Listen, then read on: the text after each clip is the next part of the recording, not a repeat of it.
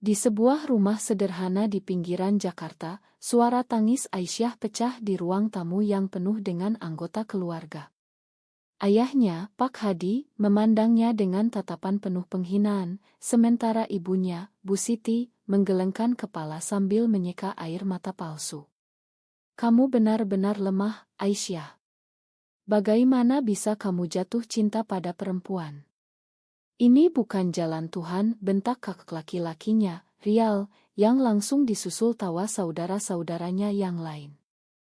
Aisyah, gadis berusia 25 tahun dengan rambut panjang hitam bergelombang dan mata coklat yang selalu penuh emosi, hanya bisa menunduk. Hari itu, dia baru saja mengaku pada keluarganya tentang hubungannya dengan Nadia, teman kuliahnya yang kini menjadi pacarnya. Pengakuan itu seperti bom waktu yang meledak, menghancurkan ilusi keluarga harmonis yang selama ini dia pertahankan. Keluarganya, yang konservatif dan taat beragama, langsung menolaknya. "Kamu harus putus atau keluar dari rumah ini," ancam Pak Hadi, suaranya bergema seperti onis akhir.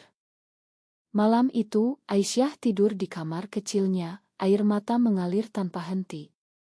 Dia ingat pertama kali bertemu Nadia di kampus Universitas Indonesia, saat mereka sama-sama mengikuti kelas psikologi. Nadia, dengan rambut pendek coklat dan senyum yang selalu percaya diri, adalah orang pertama yang membuat Aisyah merasa benar-benar dilihat. Bukan sebagai anak perempuan yang harus menikah dengan laki-laki kaya, tapi sebagai manusia dengan perasaan sendiri. Hubungan mereka berkembang pelan, dari pertemanan menjadi sesuatu yang lebih dalam, tapi selalu disembunyikan karena takut akan reaksi masyarakat. Keesokan harinya, Aisyah bangun dengan mata bengkak. Dia harus pergi ke kantor, tempat dia bekerja sebagai asisten di sebuah perusahaan kecil di Sudirman. Di sana, dia bertemu Nadia yang bekerja di gedung sebelah. Mereka bertemu diam-diam di kafe kecil. Tangan mereka saling genggam di bawah meja. "Aku nggak bisa terus begini, Nad," bisik Aisyah. "Keluargaku. Mereka bilang aku lemah." Nadia memegang tangannya erat. "Kamu kuat, Say. Kita harus bertahan. Tapi kalau mereka nggak terima, mungkin kita harus cari jalan sendiri." Keputusan itu datang cepat. Aisyah memilih Nadia, dan itu berarti meninggalkan rumah. Dengan tas kecil berisi pakaian dan sedikit uang tabungan, dia pindah ke apartemen sederhana yang disewa Nadia di kawasan Tebet. Keluarganya marah besar. Telepon dari Bu Siti datang bertubi-tubi, penuh cercaan. "Kamu anak durhaka. Kamu akan menyesal." Tapi Aisyah tidak mundur. Dia mulai mencari pekerjaan baru, yang lebih baik, untuk membuktikan bahwa pilihan cintanya bukan kelemahan. Di tempat kerja baru, sebuah agensi digital di Kemang, Aisyah bertemu tantangan baru. Rekan kerjanya, yang sebagian besar muda dan terbuka, tapi masih ada yang memandang aneh saat dia tidak ikut obrolan tentang pacar laki-laki. Suatu hari, bosnya, Ibu Lina, memanggilnya ke ruangan. "Aisyah, aku dengar kamu punya masalah keluarga. Kalau butuh dukungan, bilang saja." Aisyah terkejut, tapi lega. Ternyata Ibu Lina punya saudara yang gay, dan dia paham betapa sulitnya di masyarakat Indonesia yang masih penuh prasangka. Sementara itu, di rumah keluarga, Rial, kakak Aisyah yang sombong, mulai merasakan tekanan sendiri. Dia, yang selalu dianggap anak emas karena laki-laki dan berprestasi di sekolah, kini bekerja sebagai sales di perusahaan asuransi. Tapi bisnisnya mandek, dan dia mulai berhutang untuk gaya hidup mewahnya. "Aisyah yang lemah itu malah pergi, tapi aku di sini stuk," gumamnya suatu malam. Pak Hadi, yang pensiunan pegawai negeri, semakin khawatir dengan keuangan keluarga. "Kalau Aisyah masih di sini, dia bisa bantu," kata Bu Siti, tapi cepat-cepat dia tutup mulutnya sendiri. Aisyah dan Nadia mulai membangun hidup baru. Mereka bergabung dengan komunitas kecil di Jakarta, di mana mereka bertemu orang-orang seperti mereka. Tapi bukan tanpa risiko. Suatu hari, saat mereka berjalan di mal, seorang pria asing memandang mereka dengan tatapan jijik. "Lesbi. Haram," teriaknya. Aisyah gemetar, tapi Nadia menariknya pergi. "Jangan peduli, Sai. Kita punya hak hidup bahagia." Konflik mulai memuncak ketika Aisyah mendapat promosi di kantor.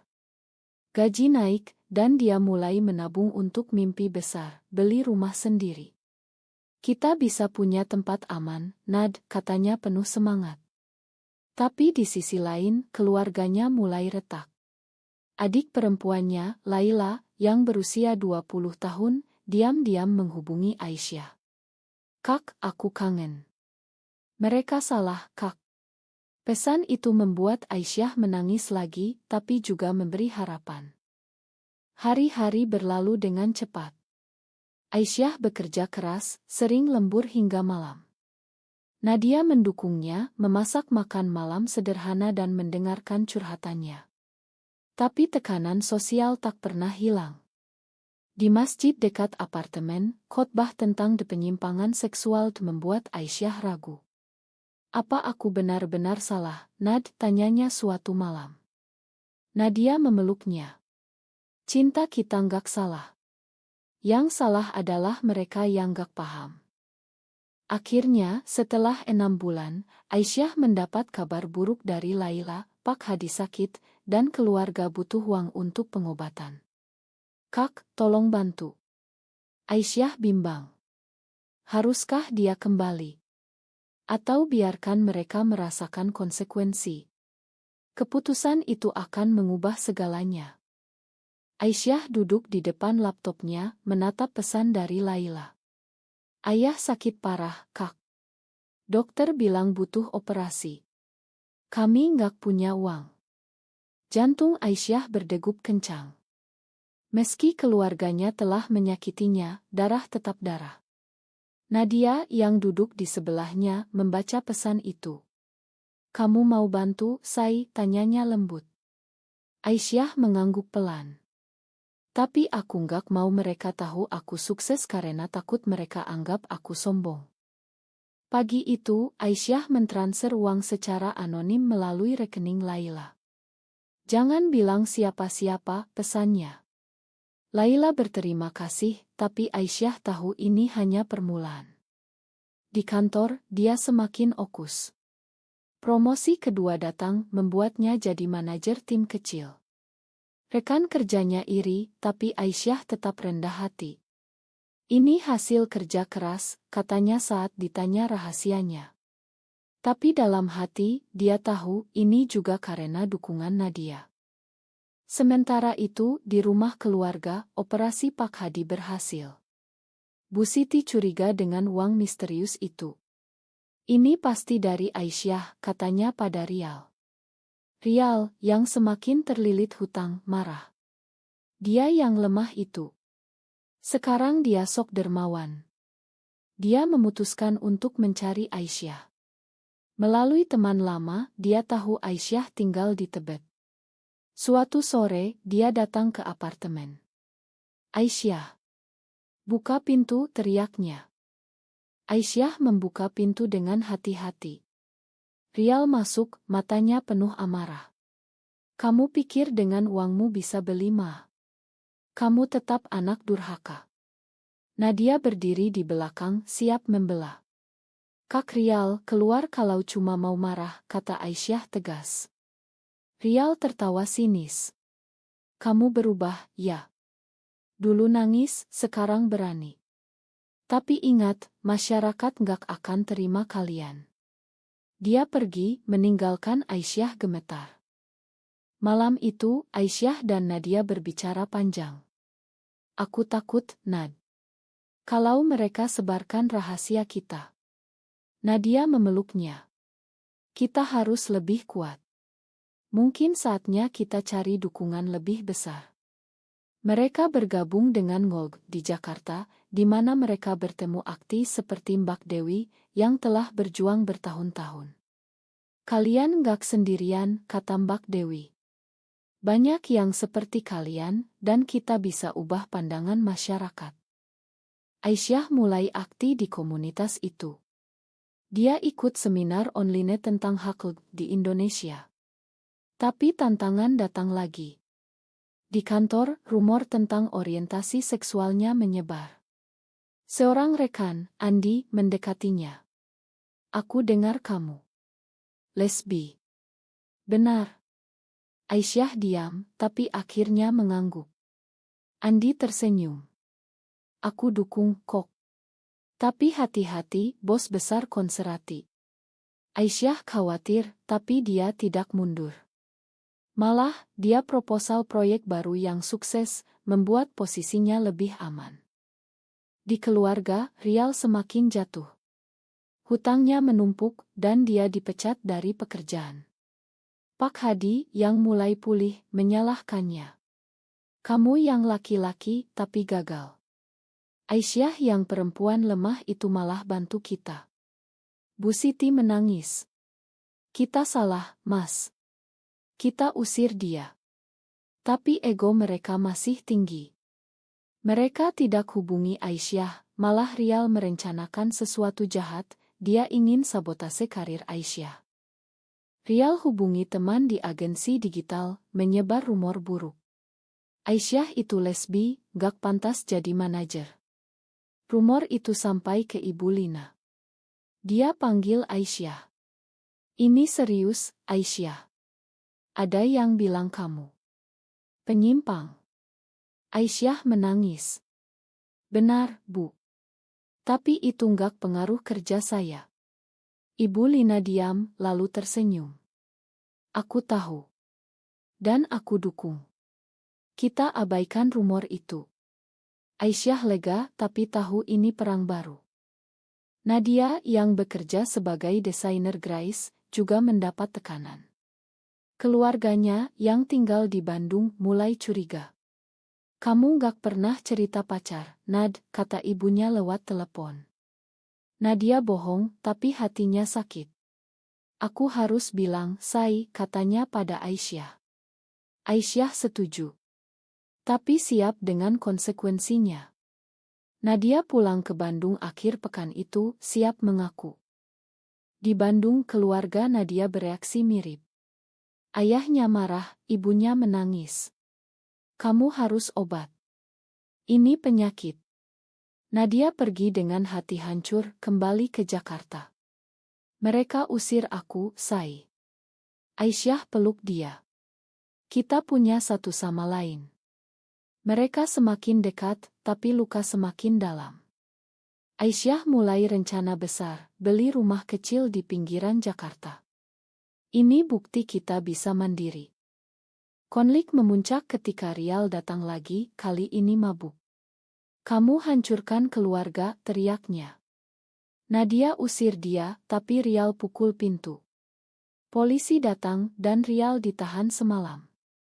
Pak Hadi tahu dan akhirnya hubungi Aisyah. Kembalilah, Nak. Kami salah. Aisyah ragu. Apakah ini tulus? Atau hanya karena butuh? Telepon dari Pak Hadi membuat Aisyah terdiam. Ayah minta maaf, Aisyah. Kami salah usir kamu. Suaranya lemah, penuh penyesalan. Aisyah, yang sedang di kantor, menahan air mata. Ayah, aku butuh waktu. Dia tutup telepon lalu cerita pada Nadia. Mereka minta aku kembali. Tapi aku takut ini jebakan. Nadia setuju. Jangan buru-buru. Lihat dulu tindakan mereka. Aisyah fokus pada karir. Proyek barunya sukses besar, membuat perusahaan untung. Bos besar, Pak Budi, panggil dia. Kamu hebat, Aisyah. Kami tawari posisi direktur cabang.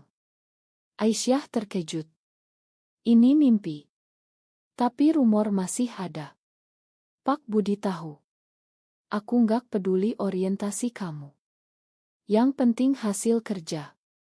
Aisyah terima, gajinya naik 2 kali lipat. Kini, mimpi beli rumah semakin dekat. Di keluarga, Bu Siti mulai berubah. Dia hubungi Laila untuk kirim pesan pada Aisyah. "Kami kangen, Kak. Ayah sering sebut nama kamu." Laila yang diam-diam dukung Aisyah, jadi jembatan. "Kak, mereka benar-benar menyesal. Rial juga minta maaf." Tapi Aisyah tahu Rial. Dia curiga.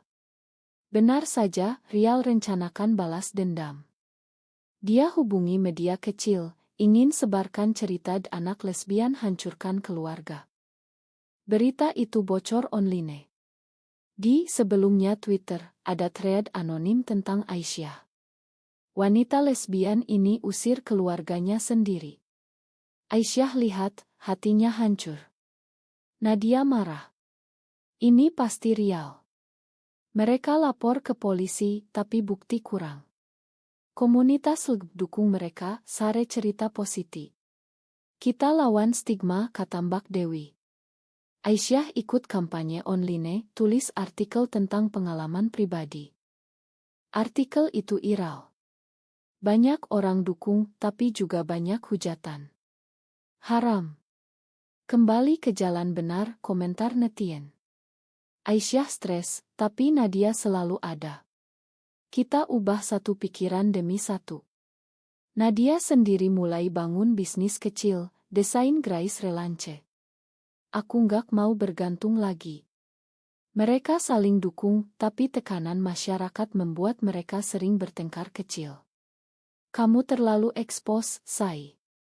"Bahaya," kata Nadia suatu hari. Aisyah akhirnya setuju bertemu keluarga. Di sebuah warung makan di Jakarta Selatan, mereka duduk. Pak Hadi terlihat tua, Bu Siti menangis. "Makan kami, Nak." Rial duduk diam, tapi matanya penuh dendam. Aisyah bicara. "Aku makan, tapi aku nggak akan ubah siapa aku. Aku cinta Nadia." Keluarga diam. Pak Hadi angguk. "Kami terima, asal kamu bantu kami."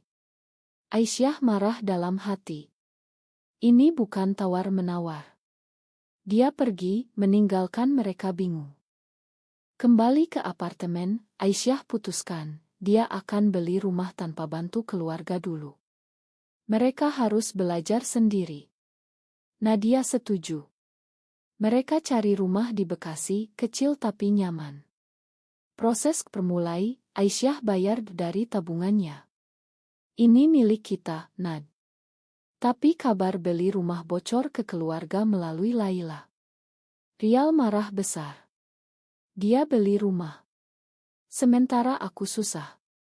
Dia rencanakan pengkhianatan lebih besar, hubungi atasan Aisyah, katakan Aisyah korupsi. Rumor korupsi menyebar di kantor. Pak Budi panggil Aisyah. "Ada tuduhan kamu ambil uang proyek." Aisyah syok. "Gak benar, Pak." Investigasi mulai. Aisyah stres, tidur tak nyenyak. Nadia dukung, tapi hubungan mereka tegang. "Ini karena keluargamu," kata Nadia. Aisyah bela. "Gak semua. Rial saja." Mereka bertengkar, Nadia pergi ke teman semalam. Aisyah sendirian, merenung pilihan hidupnya. Investigasi selesai, Aisyah bersih. Tuduhan palsu dari anonim, tapi Aisyah tahu Rial. Dia konfrontasi Rial lewat telepon. "Kenapa kamu benci aku segini?" Rial jawab. "Karena kamu lemah tapi sukses, sementara aku gagal." Aisyah kasihan. "Kak, ubah hidupmu sendiri." Rial diam, tapi benih perubahan mungkin tertanam. Aisyah dan Nadia baikan. "Ma, Nad. Aku takut kehilanganmu." Mereka semakin kuat. Rumah baru hampir jadi. Tapi tantangan baru, demo anti-LGBT di Jakarta. Mereka takut, tapi ikut kontrademo secara online. "Kita perjuangkan hak kita." Aisyah mulai pikir, mungkin saatnya bantu keluarga dengan syarat. Rumah baru di Bekasi akhirnya resmi milik Aisyah dan Nadia. Kunci di tangan, mereka pindah. Ini awal baru, kata Aisyah sambil memeluk Nadia. Rumah kecil dengan taman depan, simbol kemandirian mereka. Teman dari komunitas datang rayakan, penuh tawa dan dukungan. Tapi keluarga Aisyah tahu dari Laila. Bu Siti hubungi. Selamat, nak. Kami bangga. Aisyah senang, tapi waspada. Rial, yang kini menganggur, mulai introspeksi. Dia lihat Aisyah sukses meski ditolak. Mungkin aku salah, gumamnya. Dia cari kerja baru, tapi susah karena rekam jejak buruk. Pak Hadi dorong. Belajar dari Aisyah. Dia kuat. Rial marah awalnya, tapi akhirnya setuju. Dia hubungi Aisyah. Ma, dek aku salah besar. Aisyah terkejut. Benar, Kak. Rial janji ubah. Aisyah beri kesempatan, bantu cari kerja. Di kantor, Aisyah naik daun. Dia pimpin cabang baru di Surabaya, harus pindah sementara. Nad, kamu ikut. Nadia ragu. Bisnisnya di Jakarta. Aku stay dulu, say. Kita ldr. Keputusan itu berat, tapi mereka percaya. Aisyah pindah, tapi sering pulang. Di Surabaya, dia temui komunitas lokal, lebih konservatif. Tantangan baru, rekan kerja yang homofobik. Kamu lesbi. Hati-hati, di sini orang taat. Aisyah hadapi, tapi tetap profesional. Nadia di Jakarta, sendirian di rumah, mulai merasa kesepian. Teman lama seorang wanita strict, ajak keluar. Nad, kamu butuh teman. Tapi Nadia setia. Suatu hari, mantan pacar Nadia sebelum sadar lesbian, hubungi. Aku kangen. Nadia tolak, tapi cerita pada Aisyah. Aku nggak tergoda, say. Aisyah cemburu, tapi percaya. Hubungan mereka diuji jarak. Kembali ke keluarga, Bu Siti sakit. Laila hubungi Aisyah. Ibu masuk res, Kak. Aisyah pulang cepat. Dirs, Bu Siti peluk Aisyah. Makan ibu, nak. Kami bodoh. Aisyah makan. Pak Hadi juga. Bawa Nadia ke sini suatu hari. Aisyah terharu. Rial, yang kini kerja di pabrik, bantu bayar tagihan. Ini giliran aku bantu. Keluarga mulai rekonsiliasi. Tapi masyarakat masih keras. Di Surabaya, Aisyah ikut perusahaan, tapi ada demo anti di luar. Pulang. Jangan rusak moral, teriak demonstran. Aisyah takut, tapi bos dukung. Kita lindungi karyawan. Aisyah kembali ke Jakarta, putuskan resign dari cabang itu. Aku mau dekat Nadia. Dia dapat posisi baru di Jakarta, lebih tinggi. Nadia bisnisnya berkembang. Dia desain logo untuk Mold. Ini pasionku. Mereka rayakan ulang tahun rumah dengan keluarga Aisyah. Nadia datang, keluarga terima pelan. Bu Siti bicara dengan Nadia. Terima kasih rawat Aisyah. Nadia tersenyum. Tapi Rial masih awkward. Aku coba paham, katanya. Konflik terakhir muncul ketika berita nasional bahas Ru Antild. Aisyah dan Nadia ikut petisi online. Kita harus suara. Tapi ancaman datang, email anonim ancam. Hati-hati, lesbi. Mereka lapor polisi, tapi takut. Apa kita harus sembunyi lagi, tanya Nadia. Aisyah jawab. Tidak. Kita lawan. Mereka semakin aktif, tapi bayar harga, stres dan paranoia. Akhirnya, Aisyah jadi satu-satunya di keluarga yang punya rumah sendiri. Rial masih sewa, orang tua di rumah lama. Kamu bukti, dek, kata Rial. Aisyah senang, tapi renung, harga yang dibayar mahal. Luka hati, pertengkaran, pengkhianatan. Tapi juga pertumbuhan. Tahun berlalu, Aisyah dan Nadia hidup bahagia di rumah mereka. Aisyah naik jadi eksekutif senior, Nadia punya studio desain sendiri. Keluarga Aisyah sepenuhnya terima mereka. Pak Hadi bahkan ajak Nadia makan malam keluarga. Kalian seperti anak kami. Bu Siti masak aurit Nadia. Rial, yang kini menikah dan punya anak, minta ma lagi. Aku dulu bodoh, Dek. Aisyah makan sepenuhnya. Tapi masyarakat Indonesia masih berjuang.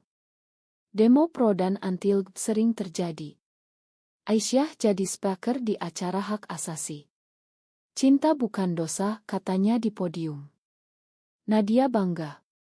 Tapi ada harga, mereka dapat ancaman online. Kami lindungi satu sama lain, kata Nadia.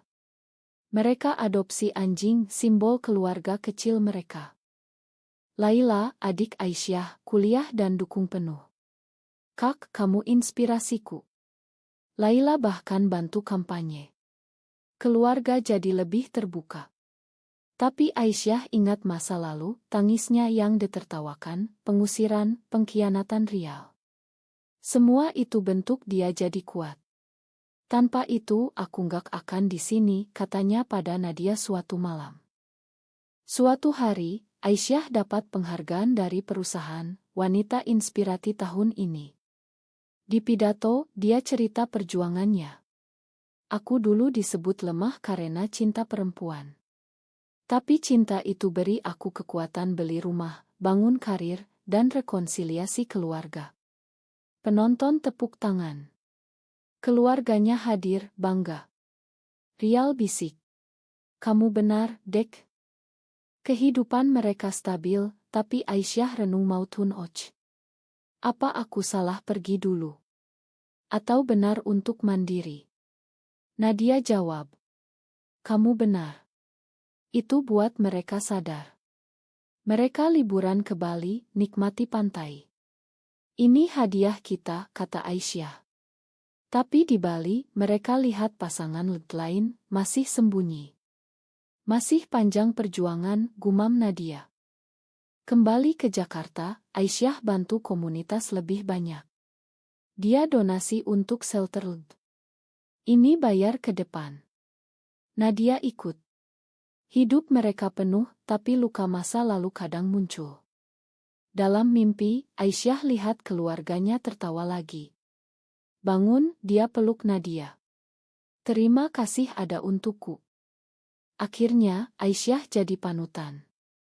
Banyak gadis lesbian hubungi dia untuk nasihat. Bagaimana hadapi keluarga? Aisyah jawab. Dengan sabar dan kekuatan batin. Dia sadar, pilihannya penuh tranci, tinggalkan keluarga untuk cinta, atau bertahan dan menderita. Tapi hasilnya, dia satu-satunya beli rumah, sementara saudara lain masih berjuang. Apakah meninggalkan keluarga yang diskriminasi adalah pilihan egois, atau justru langkah bijak untuk pertumbuhan diri?